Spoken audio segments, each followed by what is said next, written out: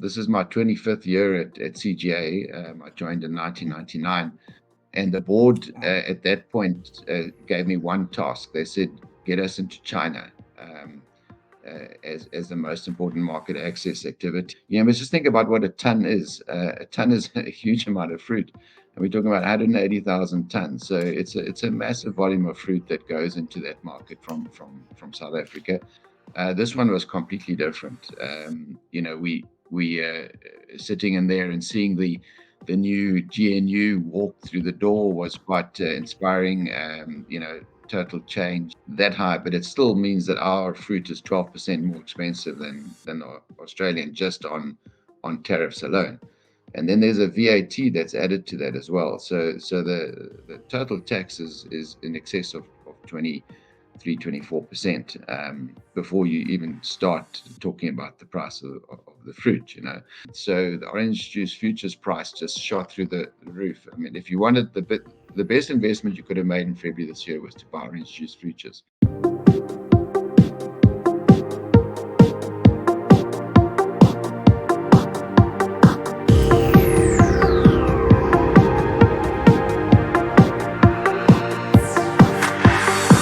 Good morning, Justin. Thank you again for joining us for another podcast. We really appreciate your time.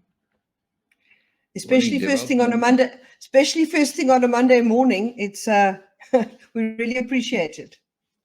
No, good. Thanks a lot, Dewald and Louise, for having me on your podcast. Yes. So, Louise, you were inspired to set this up, prompting the newsletter last week. Indeed. Your newsletter of the 6th of September starts off by saying Forum on China-Africa Cooperation, and that you attended. And it was very interesting that you started off by saying CGA has attended many presidential and ministerial gatherings over many, many years. And then you carried on to say that this was something different.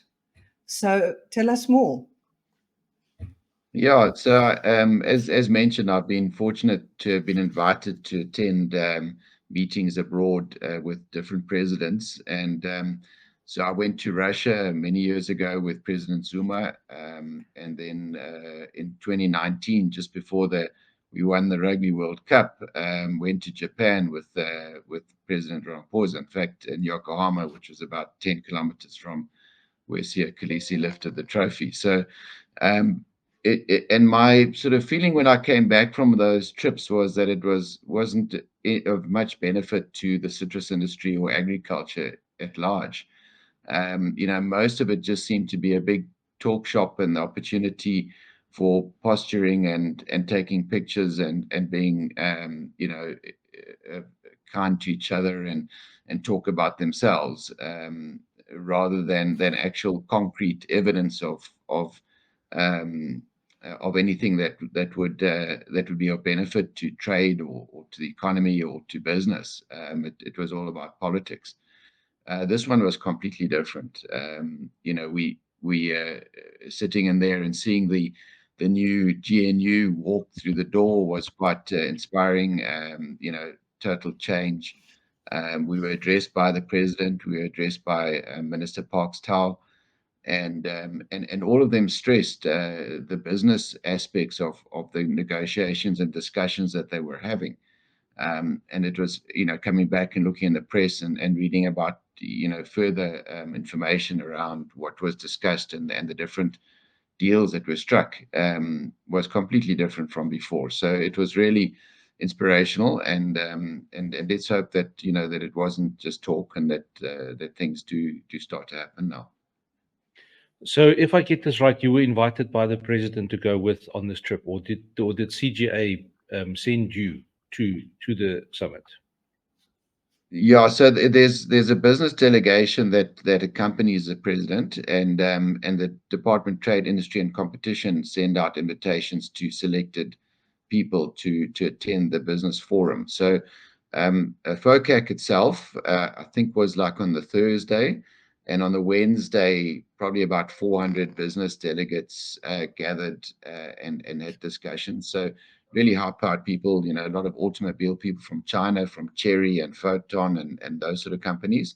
Hisense and other big Chinese companies. And then from South Africa, the likes of Naspers and Wippold and those sort of people all on the stage. So very high-powered delegation invited by DTRC to accompany the president.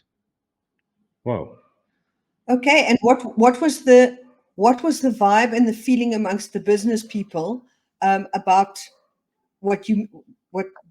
how did they comment on that, and how were you guys received by the Chinese? Yeah, so I obviously spent quite a bit of time chatting with the other agricultural people that were there, and there were people from the beef industry, there were people from Pelemun, and so on. And they were also, I think, inspired by the discussions that were taking place. I mean, Minister Steenhuisen signed 3 agreements there, one on beef, one on dairy, and one on wool. And all really important agreements. Those 3 industries need the Chinese market to grow, and so a lot of excitement around those signing of those agreements. And then there were also discussions on pet food. And in China, pet food is huge. People, I heard that since they had the one-child policy, a lot of people had dogs, and to keep them company, and so the pet food industry is pretty big in China. So definitely, yeah, most of the discussions were very positive. Also met with the DG there of agriculture, and he was, very inspired by the discussions that had taken place as well. So all in all, I think, a lot of hope from that meeting. Wow. Something I think that a lot of people would be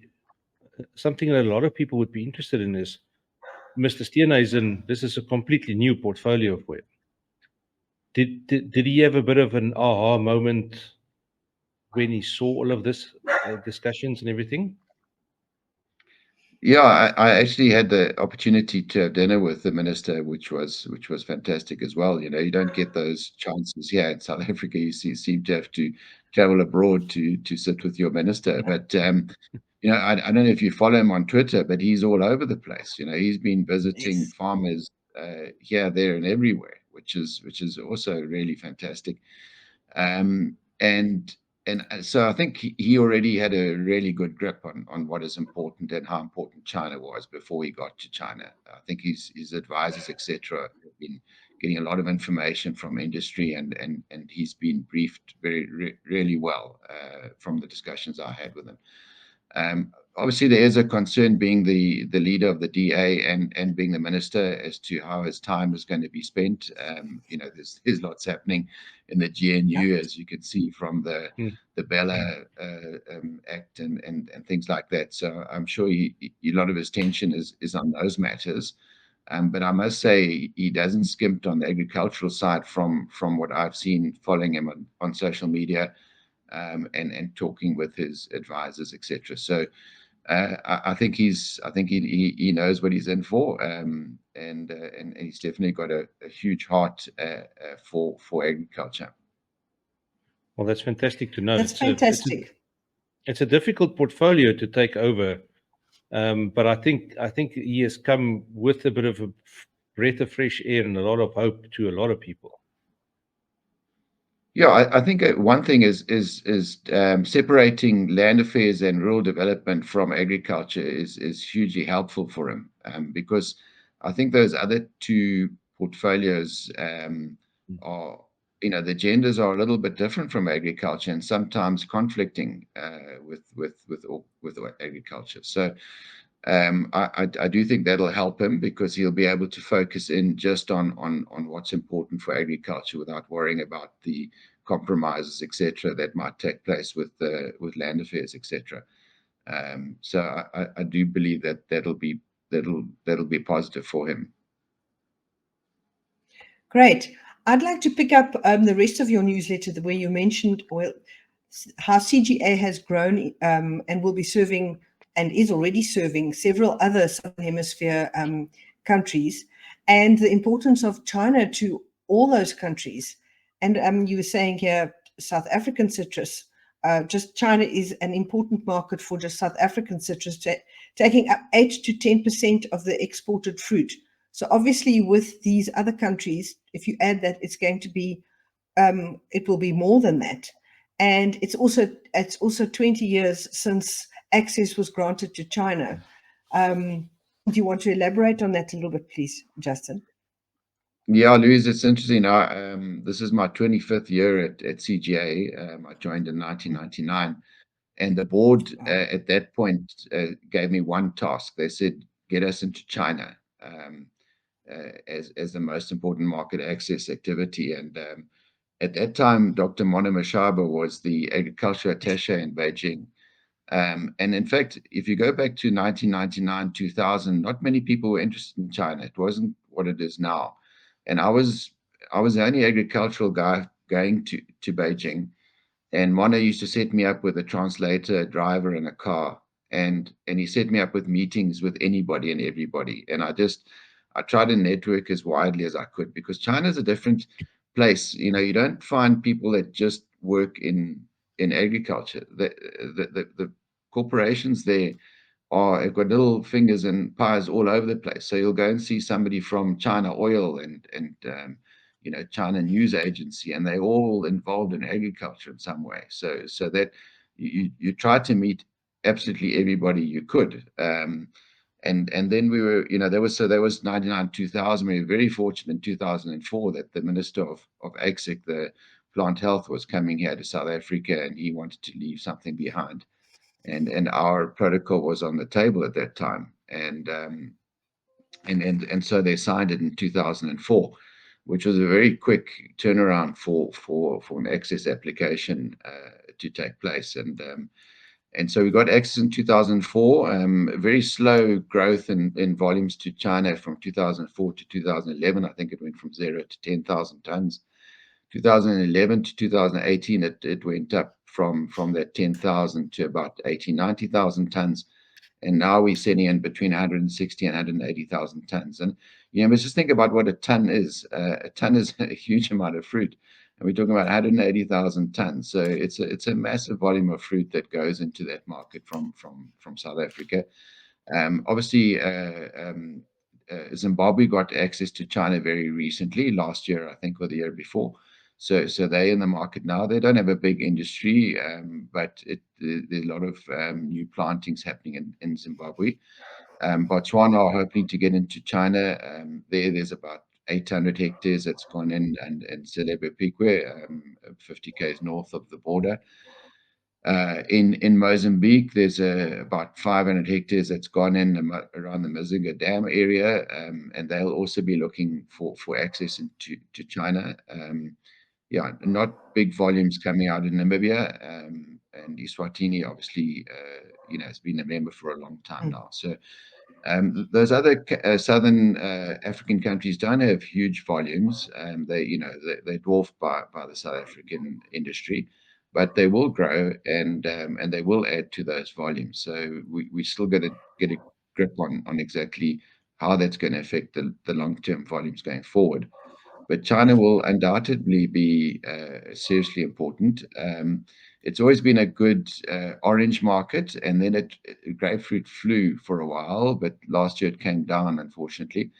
And mandarin seemed to be really growing in China.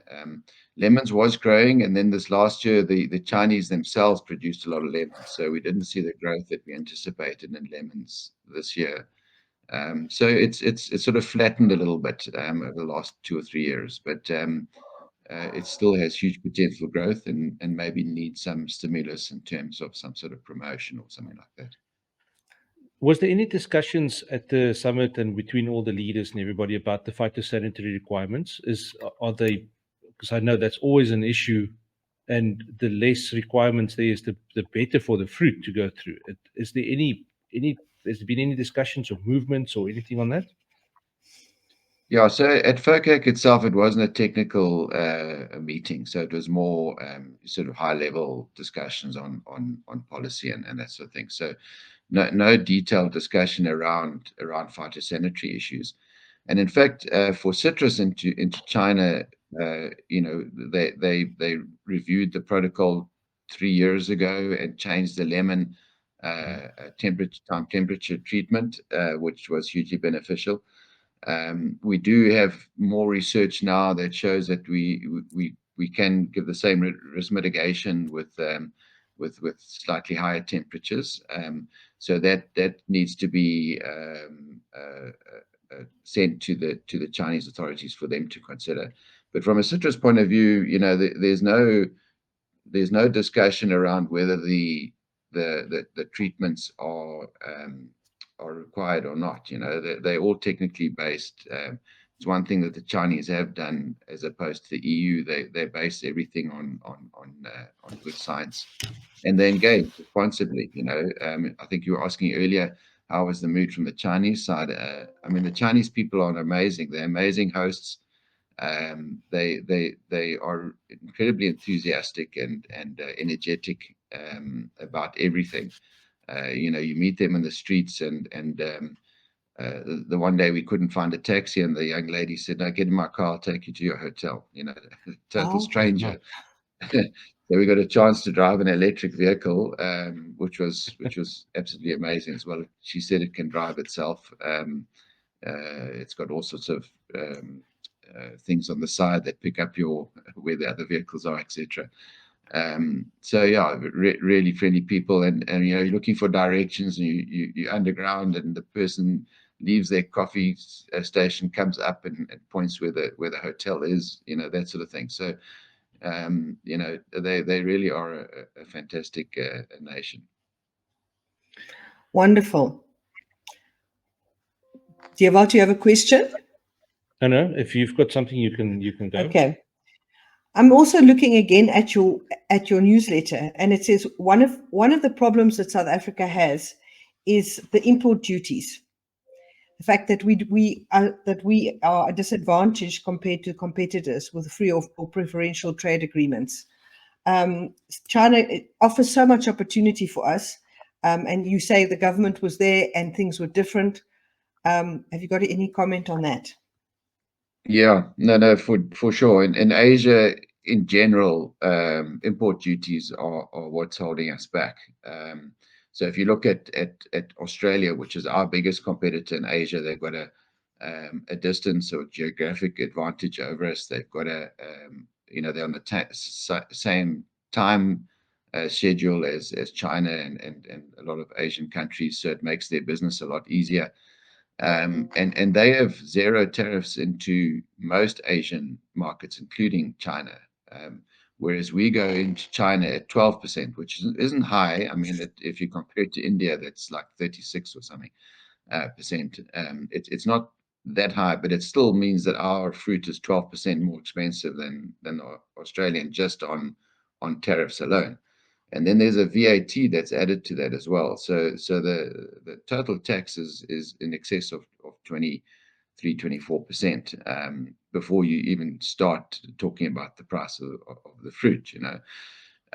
So definitely there is a need to engage with China. We're part of BRICS, so one would imagine that we would have some sort of advantage over Australia. But yeah, also with the Indian authorities and for us, South Korea and Thailand. We did have a lot of discussions with DTRC officials that were there in China. They're obviously in quite a difficult position, because once you start discussing free trade agreements, you have to discuss all your different tariff lines, and that means that the Chinese would start saying, well, they want to bring in all sorts of Chinese-made manufactured products into South Africa, and that might impact on our new manufacturing industries, or manufacturing industries that find it difficult to compete. So we understand that dynamic. However, it's no use shrugging your shoulders and saying you can't do it, because all the fruit industries are disadvantaged to it, and why should we be held back and have these import duties on our products because we're competitive, whereas other manufacturing industries aren't competitive? And maybe that's the problem, not the fact that the Chinese want to send their products here. So it's an interesting debate, and we plan to take it up, not as just a CGA, but as a fruit industry sit with DTIC. And there are different ways of skinning the cat, as it were. This year South Korea suddenly allowed a whole range of fruit in duty free because they indicated that it was to keep food prices low, etc. And that's if there's a will, a country can do that.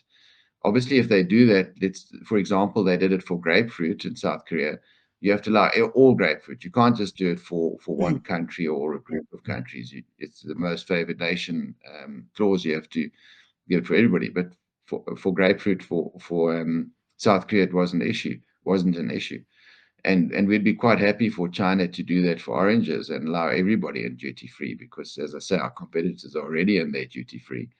And the only issue that the Chinese might have is that during their citrus season, their northern hemisphere competitors would then get in duty free as well. So Egypt, which is is the biggest export of oranges in the world, would get into China duty free. They face the same duties as us at the moment, 12%. And Spain and Morocco and those other countries would also get into China duty free. But it's worth a discussion, and if there's political will around, maybe there are ways of getting the duty reduced within the laws of the WTO and in a way that doesn't necessarily prejudice our manufacturing industry here in South Africa.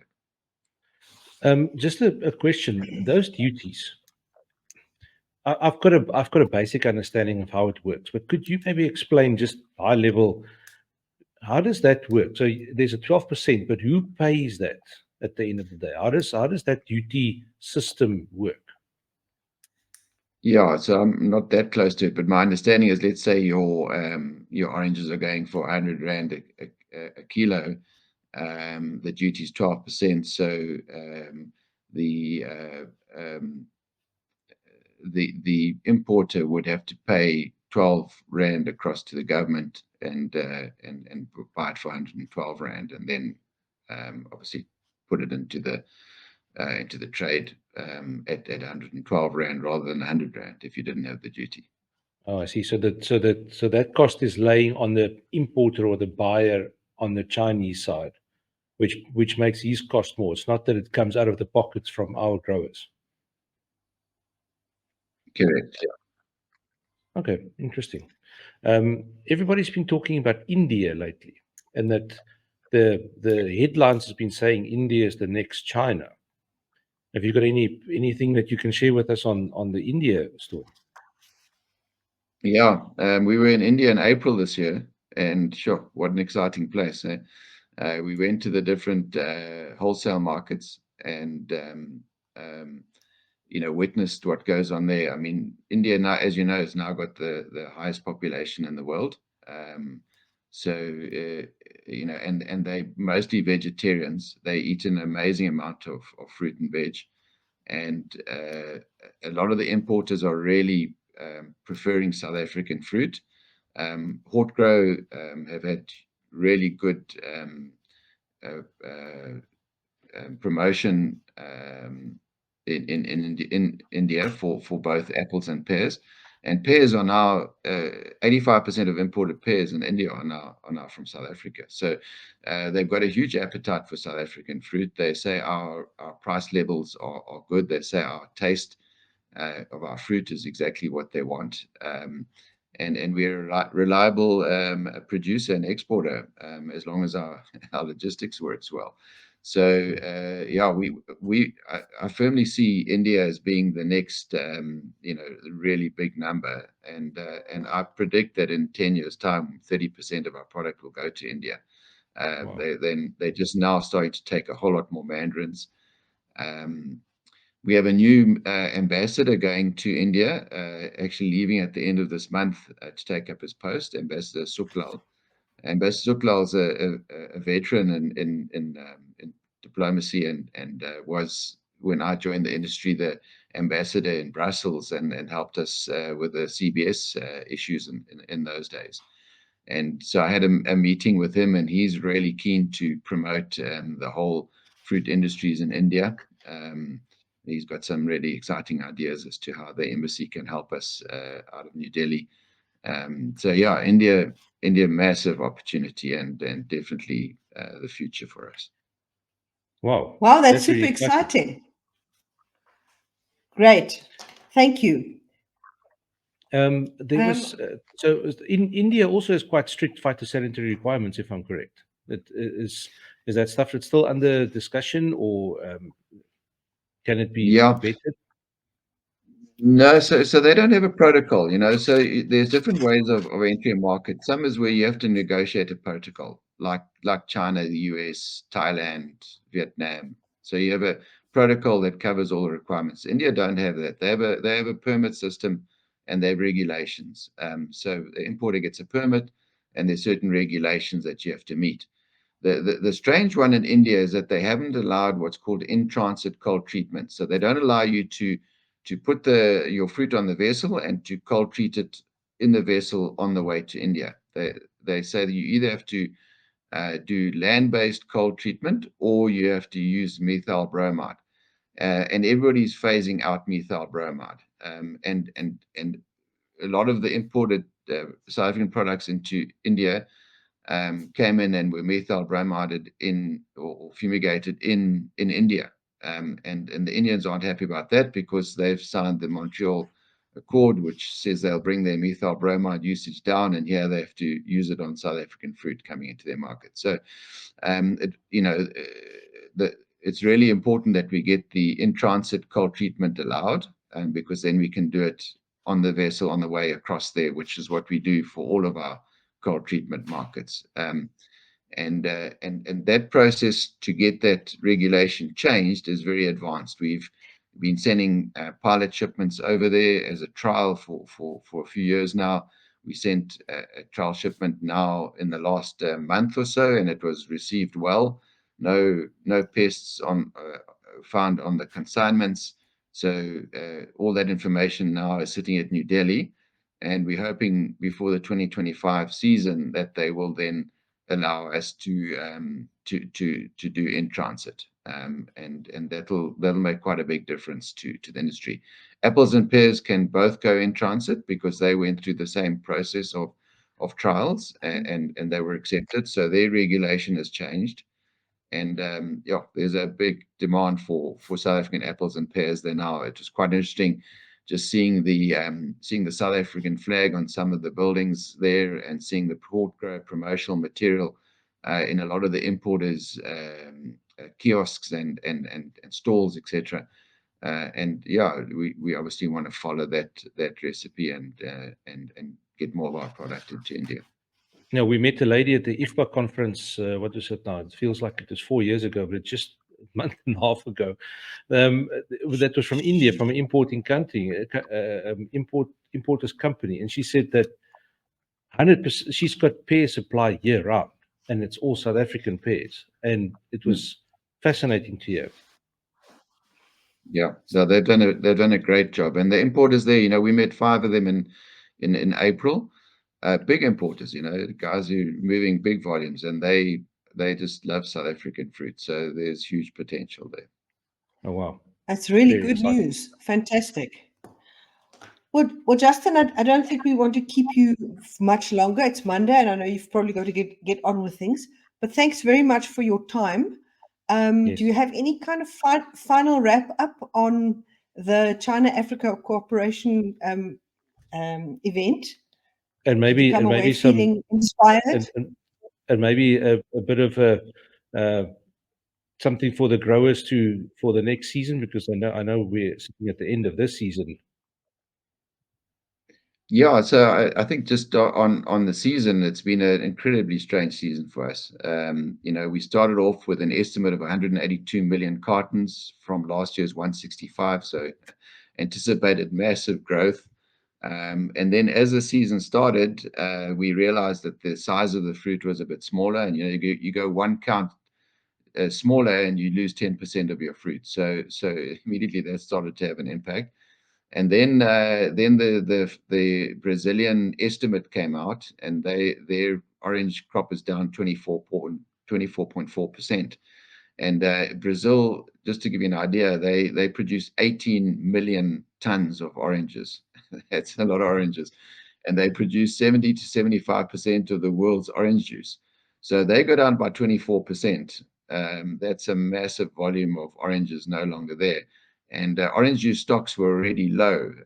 So the orange juice futures price just shot through the roof. I mean, if you wanted the best investment you could have made in February this year was to buy orange juice futures. And so when that information came out, there was just this huge pull for processed oranges. And I'd be interested to see the figures at the end of the year, but I would say double the normal volume went to the processing plants. The processing plants are running 24 hours a day to keep up with the demand. Wow. So that had a big impact on our estimates. You can imagine suddenly all that, anything that, sending it to the processing plant just took all the risk out of it. You didn't have to worry about citrus black spot, XCM. You didn't have to worry about paying for a carton. You didn't have to worry about paying for shipping. And the orange juice, the processing orange price went from 1,000 rand a ton to 6,000 rand a ton in South Africa. Wow. So a huge incentive to send to processing plant, and as a result, our estimates started coming down and down and down. At one stage, probably about down to about 161, 162 million cartons, but it's since then, because of the shortage now in the market, specifically in Europe, the price has started going through the roof there for oranges. So suddenly anything that looks like an orange, and in fact the lemon prices also started going up.